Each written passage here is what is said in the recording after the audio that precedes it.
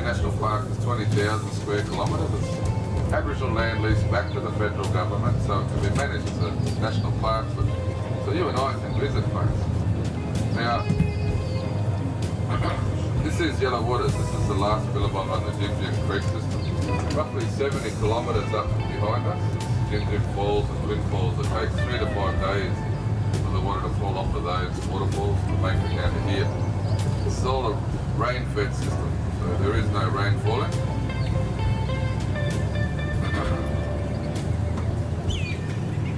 It's the dry season, it's the build-up, folks. Yep. Now, like I said, this is all fresh water. But that thing out in the middle there isn't a freshwater crocodile. It's a salty. Now, it was anyway. That's the one we can't see we worry about, folks, so that's probably a good start.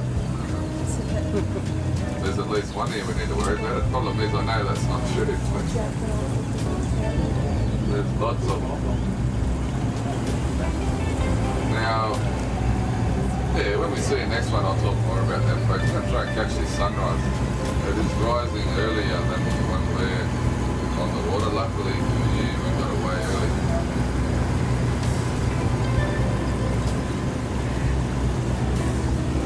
Now this grass on our right hand side in front of this pandanus tree, folks, is called acne. In the wetter months, it'll cover everywhere we see dry at the moment. So,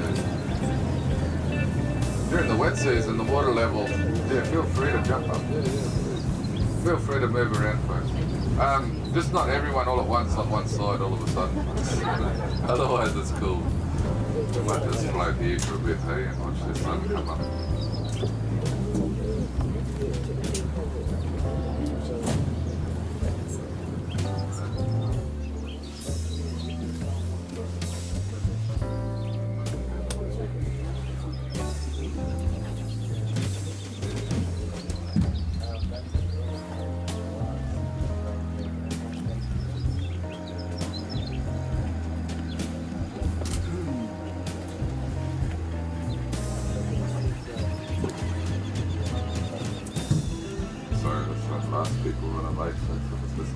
The first 2 weeks the water rises and floods out here. We can't tell the creek for the river over there, folks. There's just water in every direction. And after about 2 weeks the mud will soften up with the grass that'll grow there, it'll let go, and then it'll float to the surface and cover that whole area. Acne is the name of this grass. So we can cover kilometres of it really, I guess. There's the sun, folks. Now, the best thing about this sunrise is that it happens every day. Hey, we're usually so busy for somebody else too often, but we don't take the time to notice it.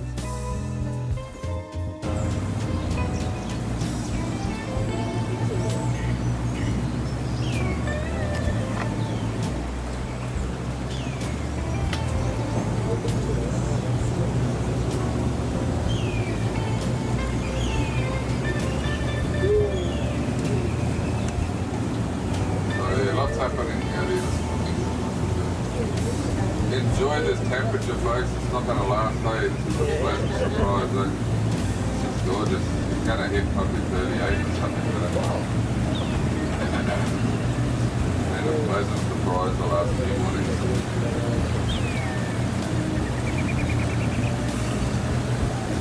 We're in the build-up, so it's gradually getting warmer. Eventually our minimum nighttime temperature will only be around 28.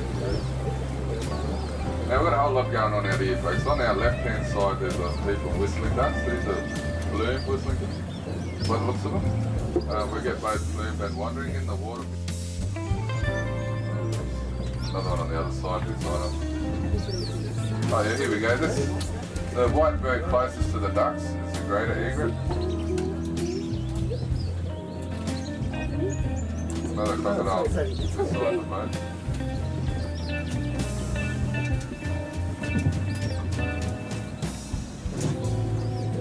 Plumed whistling ducks because of that little blonde feather, folks, that curls up over the back of that duck. The wandering whistle ducks lack that. Be a good eye shot of that crocodile in the sunlight there, folks. See how that greater eagle's watching that crocodile? Something like 90% of a bird's brain is about processing what they see, folks, so they're really confident in it.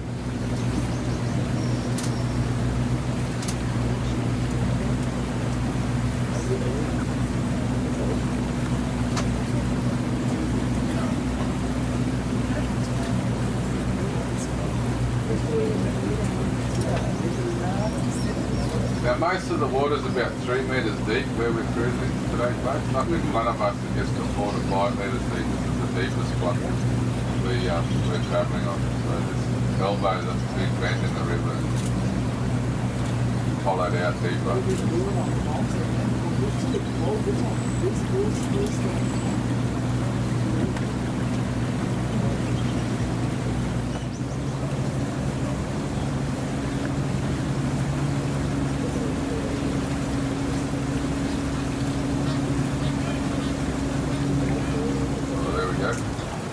Beside me, folks, there's a fork in the tree. There's another kingfisher here. I'll just back up.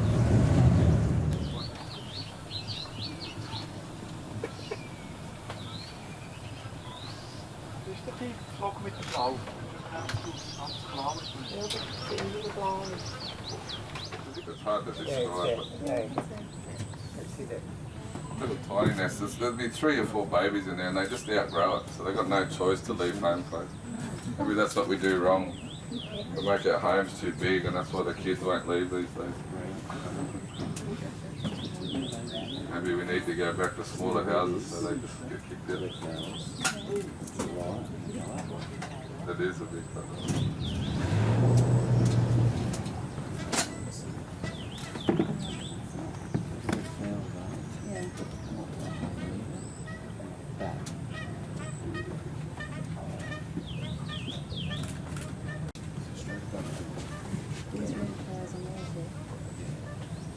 That nest is made out of spider web plates and bark.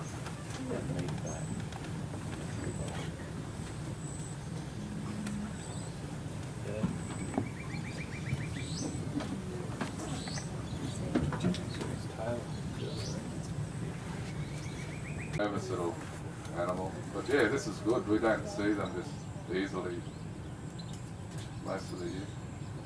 But yeah, Kakadu's drying out, so they're drawn down to the water's edge.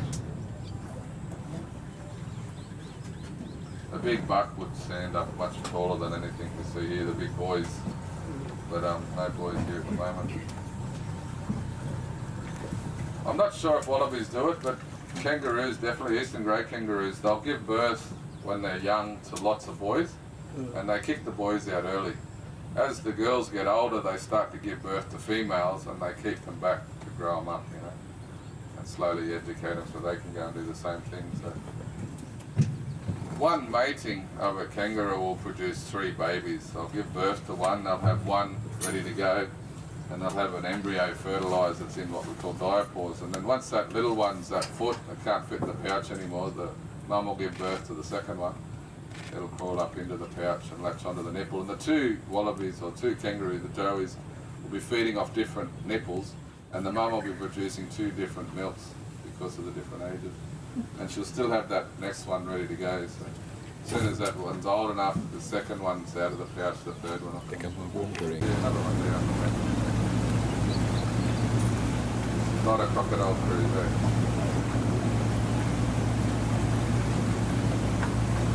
So this little spot we call Three Ways, it's upstream where we're headed, around on the right hand side. It's the floodplains off here on the left hand side. And downstream behind us here, the crocodile's sitting out there in the middle.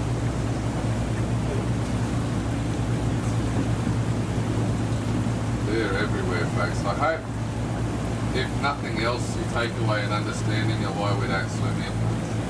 If I can achieve that, I've done my job. I hope you get a whole lot more out of it. But yeah, that's a good start.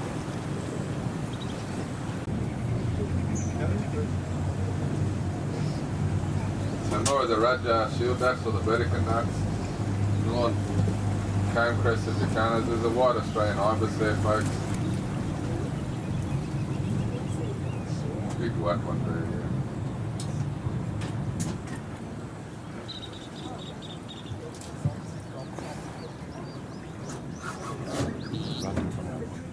takes two birds to defend the territory required to raise more birds, so they agree to do this together. But they do it independently, folks. They don't share their food, they don't preen each other's feathers, there's no intimate pair bonding rituals that we can perceive as affection. It is a business relationship, folks, and it works.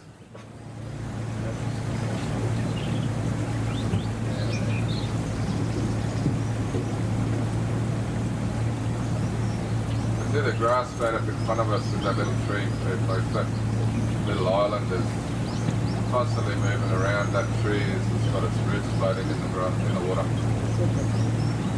This is often how these trees establish themselves in new spots.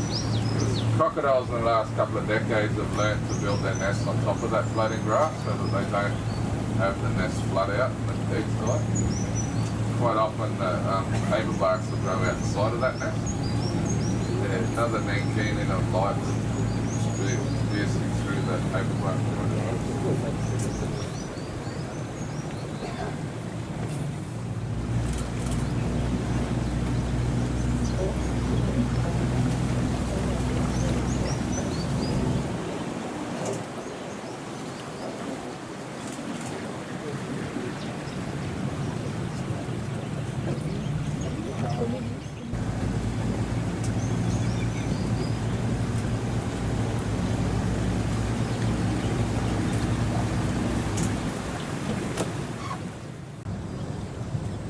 These kites will work those fires. They'll snatch up every little grasshopper or rodent or small reptile that runs out of the fire and eat them on the wing.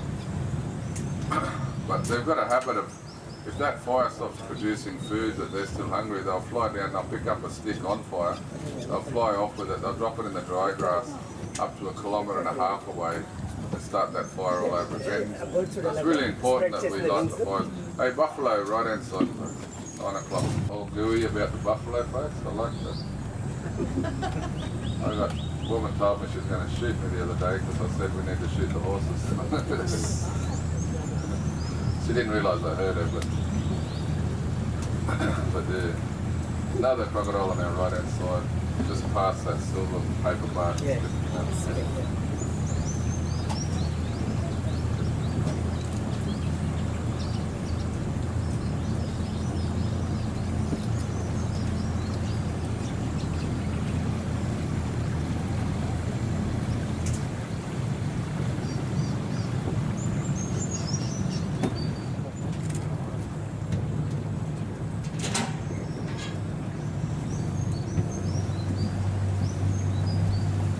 Come around the corner here, we refer to this spot as Bamboo Alley.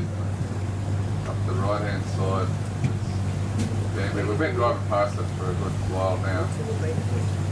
But for a lot of years, a lot of people suggested that that was a weed, that it was introduced. Not feeling nice, they sort of suggested that it was naturalised, which simply means it's been here long enough. In 1996, a bamboo expert stops and looks at that plant on the Arnhem Highway at Adelaide River and realises in a heartbeat that it's different. So he does the homework and discovers that that's an endemic species found nowhere else on the planet. This is the only spot it's meant to grow. So all of those previous opinions were completely the wrong end of the scale. So far wrong. But yeah, Binning and Wungai have been using that plant for tens of thousands of years to make fishing spears. It's hollow, heats up in a fire so you can straighten it nice and easily, and it floats if you miss. They also use it for a thing called a margo or a moili. So people use bamboo to make didgeridoos back in the day. It's a very good learning tool. Then you go, once you've mastered it, you go make a better one out of hardwoods. But they also use it for a thing called a guliyambi. And guliyambi is a whole lot of bamboo tied together until it'll hold a person's body weight. You then strip the bark off these paper bark trees and lay it down the middle of your bamboo raft, about 20 centimetres thick, folks, and hold out in the river with your fishing spears and go fishing. 20 centimetres of paper bark between you and the crocodiles. Now, back in the day, Binning and Wungai hunted crocodile. They ate them. They still eat them on occasion. This is how people got around. Maybe 3 or 4 months of the year, a lot of the resources you need. rivers are underwater. A lot of Buddha country underwater, so they had to have some sort of vessel to get it in. Later on, maybe 300 or 400 years back, that technology to make dugout canoes became available. And remembering though, they had to dig them with, had to hollow that tree out with stone tools.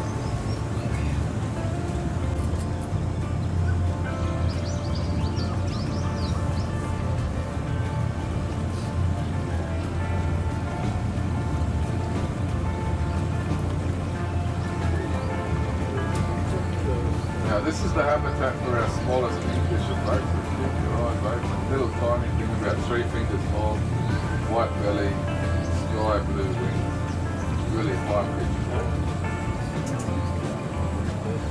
Really easily overlooked, but keep your eyes open.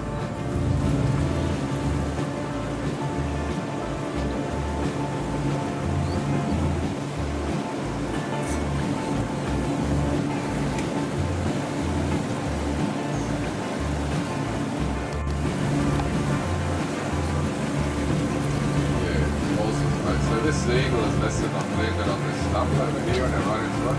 We're going to float in there, right? Get a good shot of this one. Like I said, Marawati is the language name for that bird there. We're going to get past the crocodiles first. All the gatekeepers.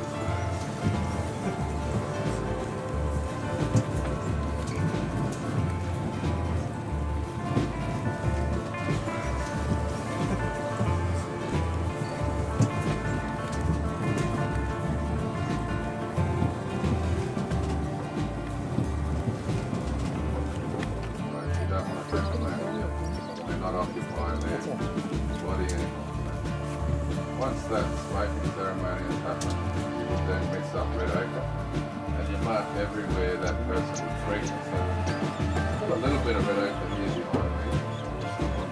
All the holes and stuff.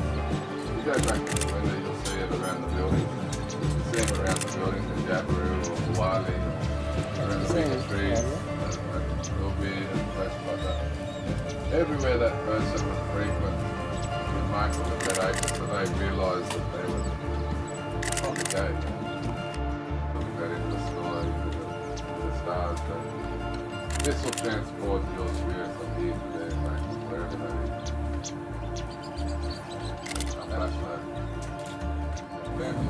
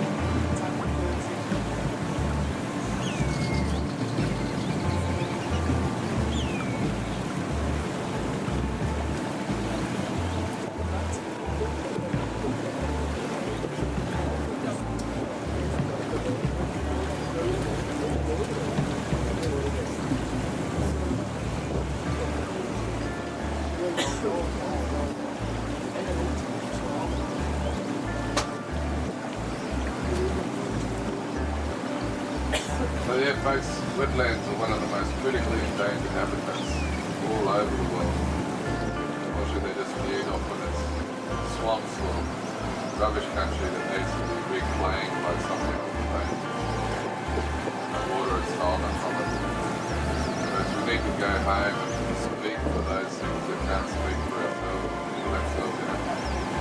for the water, for the trees, the plants, the animals, the mountain, the rock, whatever it is. We need to do better ourselves. Individuals, we are the biggest impact on the environment around us. We also need to demand better of those people in power that we put there. You know, we need to get away from thinking in little 3-year windows and start thinking in 3 generations. What is it that I'm doing today and how is that going to impact on my grandchildren and theirs for that matter? What I'll do, we're going to leave you with a couple of words in language. The first one is gamak. Gamak is very much like a thank you. It's like, that's great, it's a hello, it's a celebration of what, when you're sharing positive information. The second word I want to give you is bobo. Bobo is see you later, see you next time, see you around. It's not a goodbye, we don't do goodbye. The same goodbye is for the sorry business folks, for the sea eagle, This is not what's going on here, it's the end of the cruise folks. On behalf of Kakadu Tourism, Quinta Lodge, the Motorable people, and myself folks, come on, Bobo, thank you for coming, I hope you enjoy yourself here in Kakadu. Stay safe and take home lots of memories folks, but more than anything I hope you come back again and check it out at a different time of year folks. Come and see it in the wet season when we're bouncing through the trees down here on our right hand side. Come back in the April, May when there's flowers in every